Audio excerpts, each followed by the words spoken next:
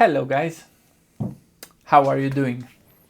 Well, by the title perhaps you came with your pitchforks ready to defend your most favorite manga slash anime, One Piece. But well, let me just start by saying I don't want to trash One Piece. One Piece is still great, it's still awesome. So I grew up with One Piece manga, and from the big three, Naruto, Bleach, One Piece, I think One Piece is the best.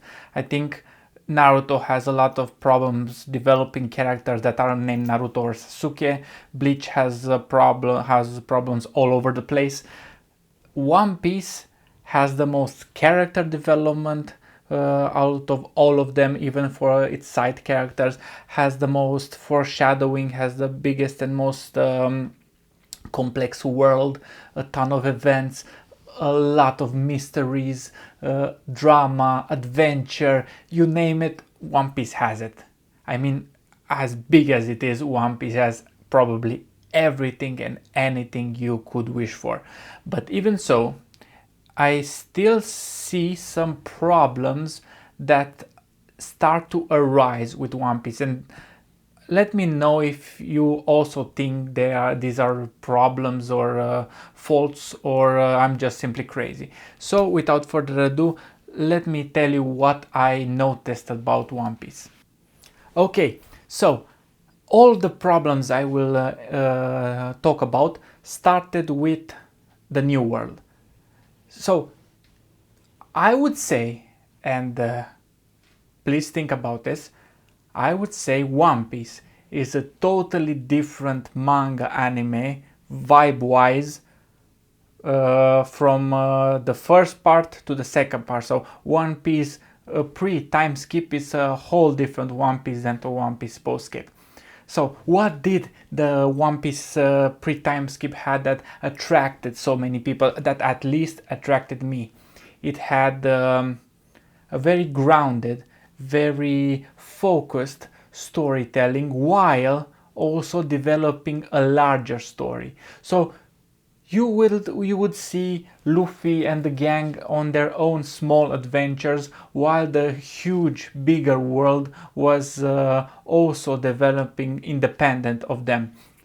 And that also meant something cool. It meant that the gang, the crew, the Straw Hats could also develop as characters. You would see how Luffy created relationships with all of the characters. You would have that gut-wrenching moment between Luffy and Nami, between Luffy and Robin, Luffy and Usopp, the rivalry between Sanji and Zoro. And also let's not forget about Frankie or Chopper or Brook. But with that being said, you have a lot of memorable moments from that time, and I would say, at least for me, a ton of those memorable moments are not related at all with fighting or cool fighting moments or stuff like that. Although it has a lot of cool fighting moments. I remember Zoro taking all of Luffy's pain in him. That was super epic. Luffy declaring war on the world government to save Robin. Luffy putting his straw hat on Nami and proclaiming she's his friend, so on and so forth. That cemented the relationship in the crew. We wouldn't care about the crew so much if they weren't so fleshed out characters helping each other. I mean, compare the One Piece crew with let's say the crews from Naruto. You don't really care about them if their name is not Naruto or Sasuke. Shikamaru, yeah, he's cool, but he's done nothing for most of the anime. Let's not talk about Rock Lee or Neji. They're cool, but come on, they lost their relevance after their story. One Piece doesn't do that, or at least it didn't do that. So yeah, that thing that I just mentioned, you don't see it that much in the One Piece post time skip. What memorable moments between the teammates do you remember after the time skip? The only relevant moment I can remember is Whole Cake Island, where Luffy helped Sanji, and you had a very similar moment to what it was with Robin. But that's it. And I think with this kind of pacing and storytelling, One Piece is losing its most important part, its charm. The charm of that cohesive unit of a team. I mean, think about in the New World how many missed opportunities there were.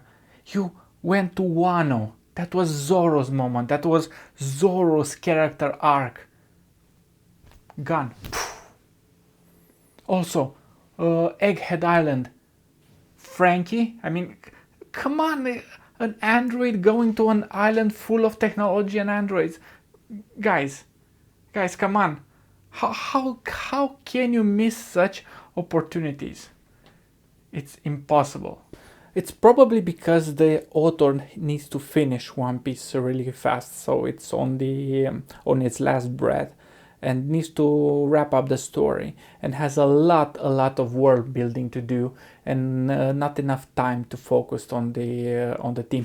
And you notice this because at the beginning of the New World, the rest of the team had more input in what happened to the Straw Hats. Like, for example, in the undersea kingdom of the mermaids, they all fought, all had their time to shine.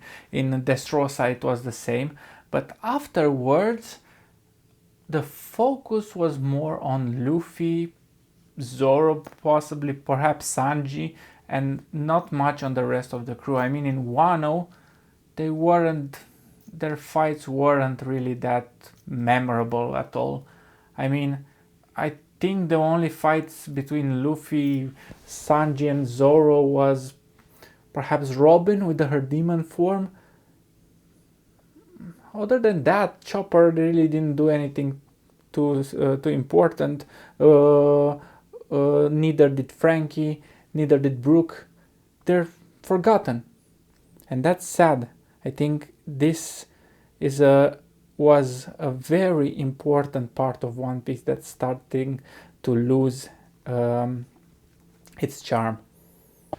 And another thing that I think the newer style of One Piece lacks compared to the old one are the stakes. I mean, the fights Luffy is in right now are frankly a little bit boring. Also for Zoro or Sanji, there aren't any stakes in it. You are sure Luffy will win. It's almost no dramatical tension. Everything is false. I mean, look at the most blazing example for this, with how much plot armor Luffy has right now, and he did not have it pre-time skip, is Luffy versus Katakuri. Luffy got pounded. Luffy got stretched all over the room. Katakuri bodied Luffy again and again and again. I mean, at some point you would think, how much damage can that rubber man take? But no matter the huge quantities of injuries he would have, he's just back on. I mean, at some point you're like, okay, good. I mean, he'll take, I don't know, a skyscraper on him and he'll get back on. What's the point? Finish the fight and let's move on. It's just fighting for fighting's sake. It's not believable. And that didn't happen pre-time skip, or at least I don't remember. Perhaps I'm wearing some rose tinted glasses, but Luffy lost a lot of fights pre-time skip, and he had an upper limit of pain and endurance.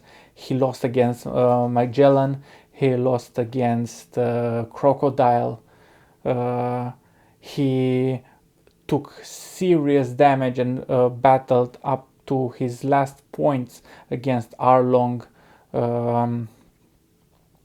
against CP0, CP9 at that point. But yeah, Luffy wasn't wearing that much plot armor pre-time skip. You didn't knew if Luffy necessarily would win a fight before the time skip, but after it, the fights are just, I don't know, to see cool flashes of light on the screen if you're watching anime, and if you're looking at manga, just to see some cool panels. But that's it. That's sad actually compared to what One Piece was. Perhaps that's the issue that are happening with a lot of shonen manga, where it starts grounded, like for example with Naruto, where there is strategy, there is ninja stuff, and then at the end of the manga it's huge explosions that erase mountains and stuff like that. It's like, is this the same manga? And I think it's starting to happen with One Piece. But again, for me at least, the most blatant issue is the fact that the storytelling is shifting focus from what it was to a more generic approach where you're describing the world but losing the soul of One Piece. And don't get me wrong, I really liked Rox D. Zebek. Nice character. But even so, I wish I would see more focus on the Straw Hats. They are the stars of the show. So yeah, that was my rant. Those are the points of my concern. So let me know. Do you agree with them? Do you think I'm just nitpicking? Maybe you don't even like One Piece. I think with these comments I still think One Piece is pretty nice, pretty good, even after 1000 and something chapters, and still worth a watch or a read. But I am just sad it isn't at this that isn't at the same quality, because it still has quality, but it lost focus on something I cared about, let's say. So I hope by the end of the series they will bring back our Straw Hats in their full glory. So guys, that was my rant. See you later. Bye.